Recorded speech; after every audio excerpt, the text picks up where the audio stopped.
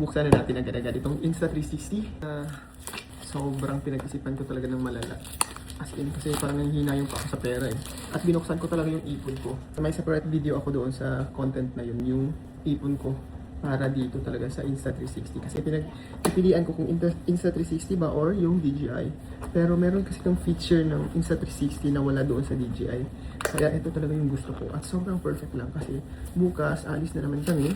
So guys, pag nagtatanong kayo kung saan ko binili, dito ko to binili sa Costco sa US. Dito sa Palm Springs. Ito siya.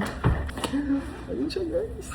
So ito yung mga inclusion niya. Ayan, may kasama siyang battery. Yung cover yan dito. So, yung invisible selfie stick.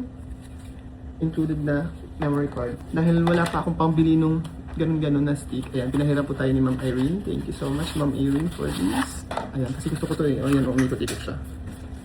Huwag nyo nang itanong kung magkano to dito. Kaya kung gusto nyo seryosohin yung pag-content, ayan, pag-ipunan nyo na lang guys. At pag-isipan nyo ng malala kung needs nyo ba talaga to o once magiging vlogger na ba tayo.